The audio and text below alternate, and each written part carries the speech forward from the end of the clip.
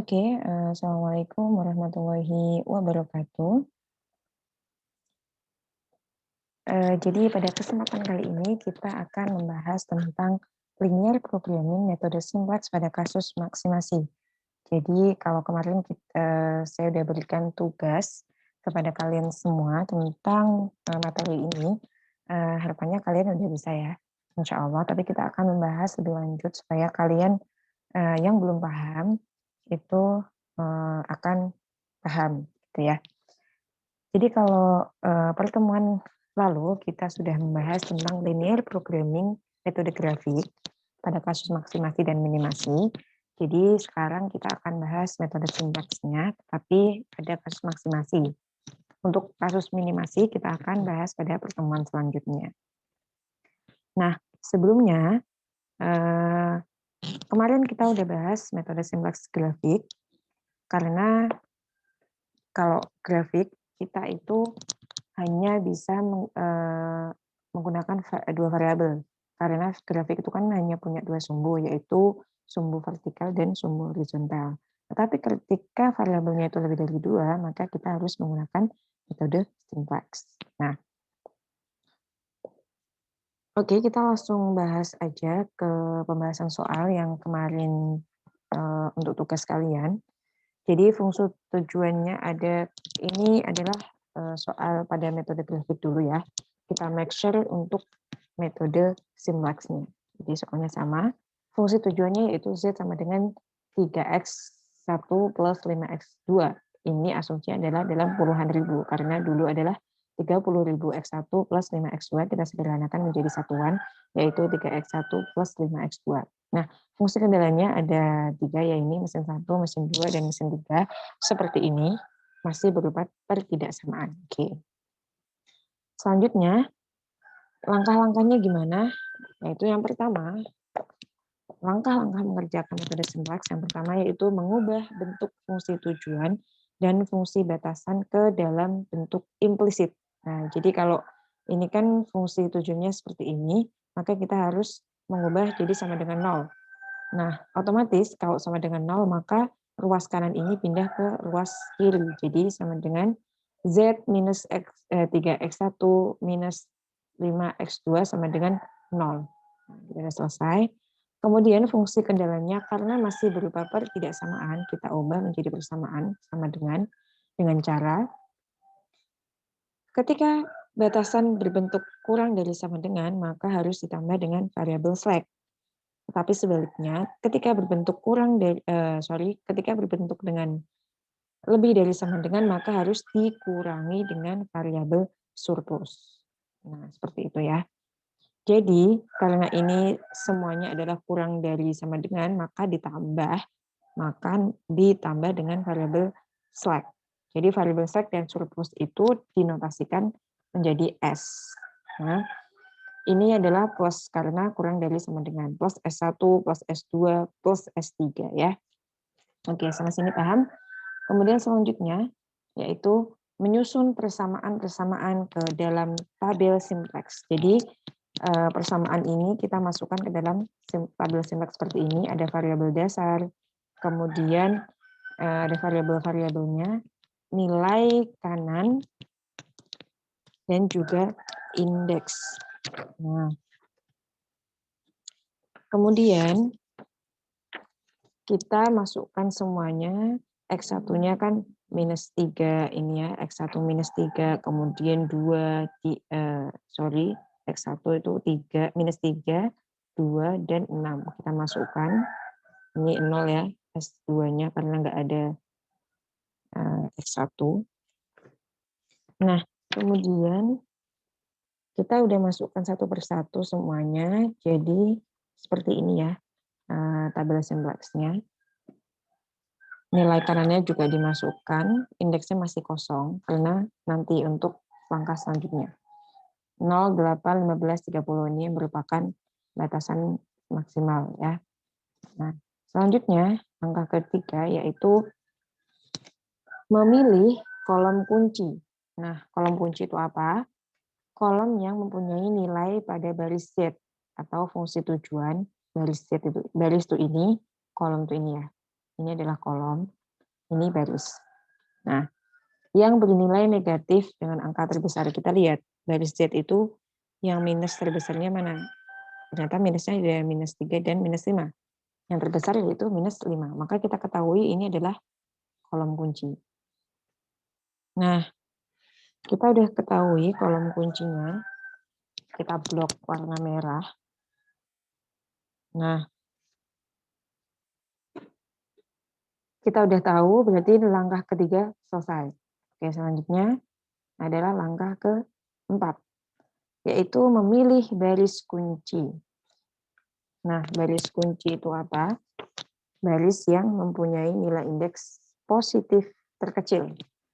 Nah, kita isi nilai indeksnya. Nilai indeks itu sama dengan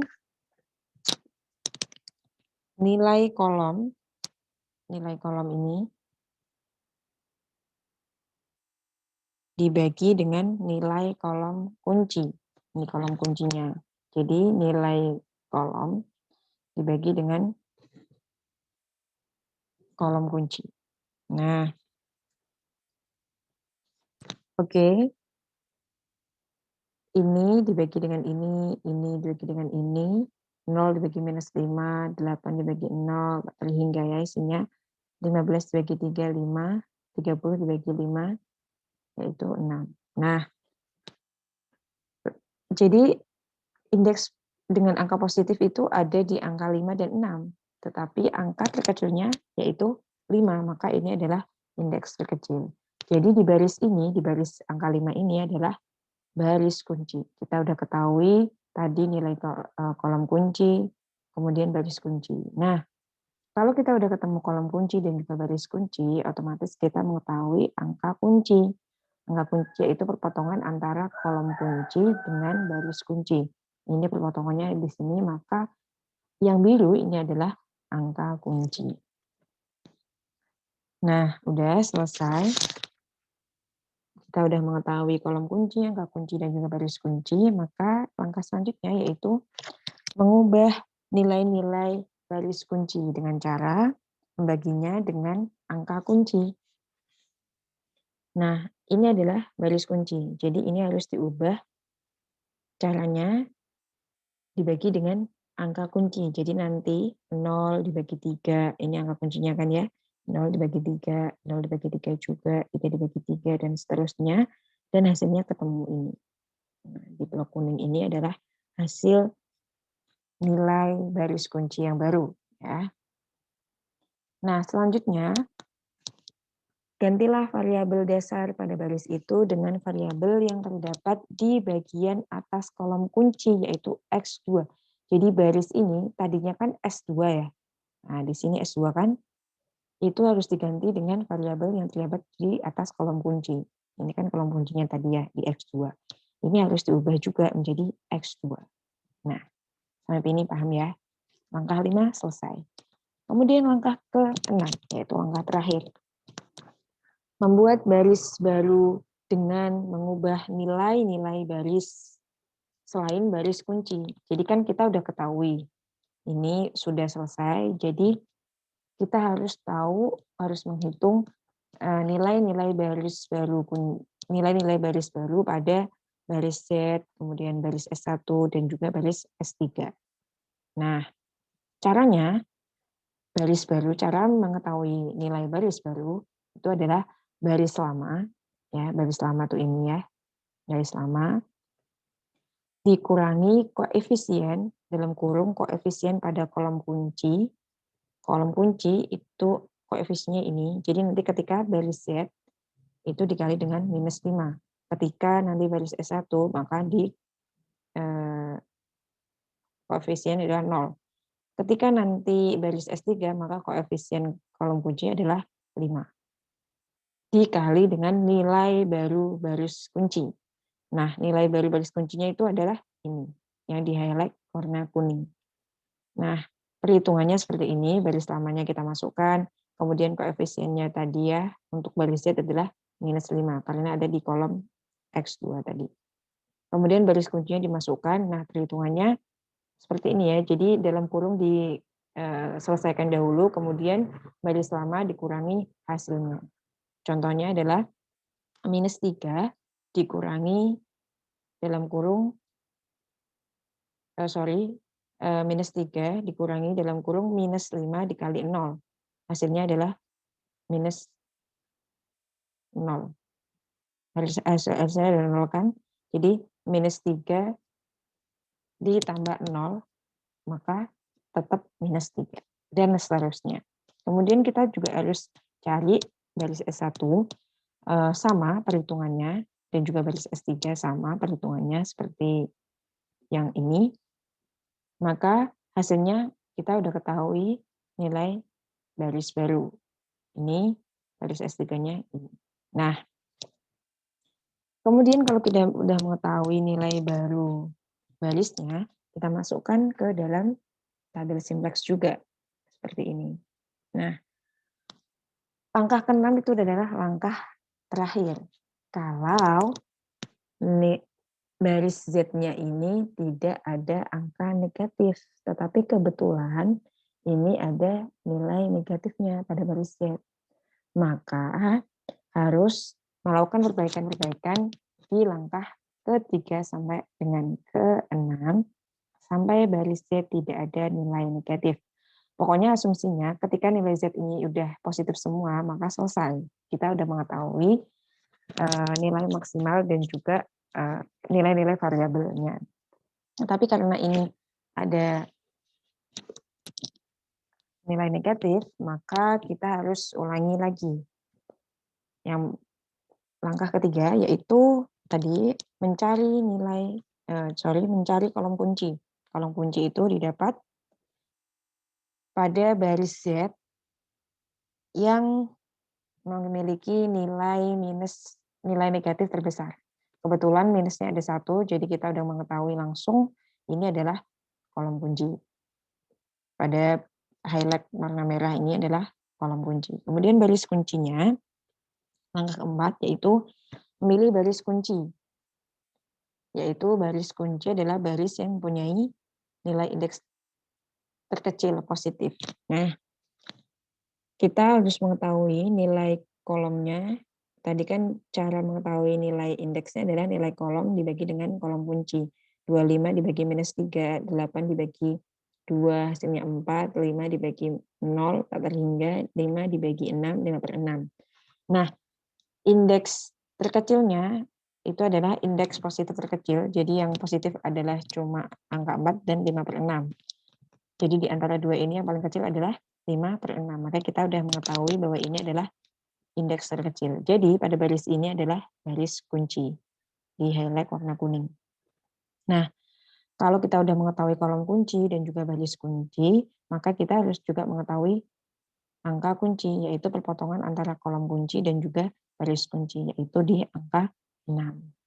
Oke. Saat ini adalah langkah 3 dan 4 sudah selesai. Ya, sudah selesai. Selanjutnya kita ke langkah ke-5, yaitu mengubah nilai-nilai baris kunci. Nah, baris kunci juga diubah. Jadi dengan ini baris kunci dibagi dengan angka kunci, yaitu 6. Jadi 0 dibagi 6, 6 dibagi 6, dan seterusnya. Ketemulah baris kunci yang baru ini.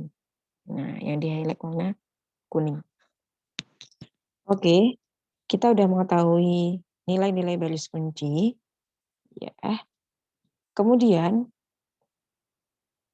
kita harus mengganti variabel dasar ini. Variabel dasarnya kan tadi kan S3. Ya. Maka kita harus mengganti dengan variabel atas kolom X1. Maka ini harus diubah menjadi X1 juga. Ya, ini. Nah, udah langkah 5 selesai. Kemudian sama juga membuat baris baru dengan mengubah nilai-nilai baris selain baris kunci tadi.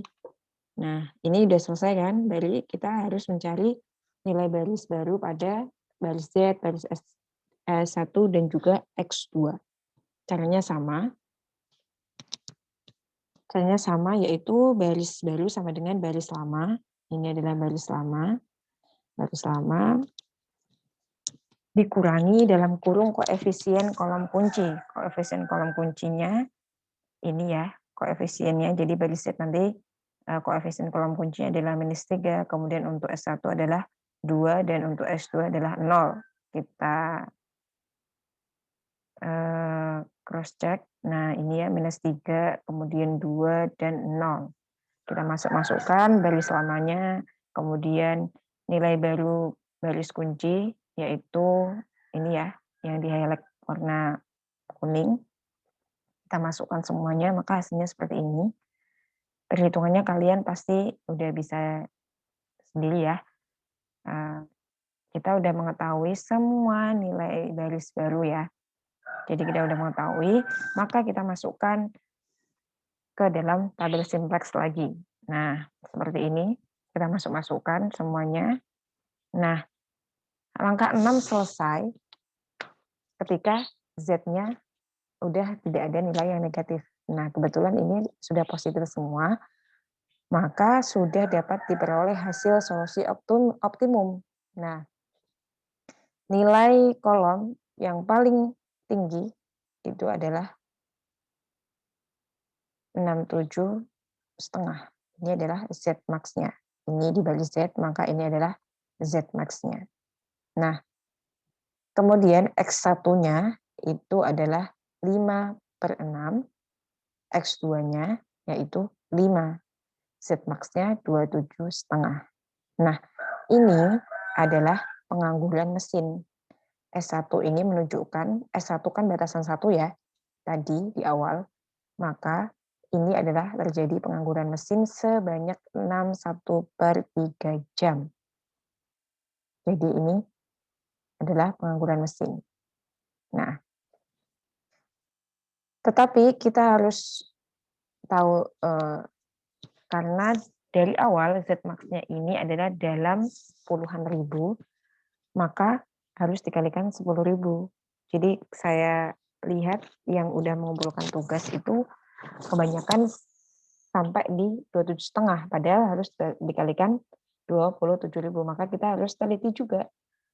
Nah, kalau mengerjakan soal itu juga harus pakai interpretasi. Jadi nggak cuma ini hasilnya 27,5 gitu kan.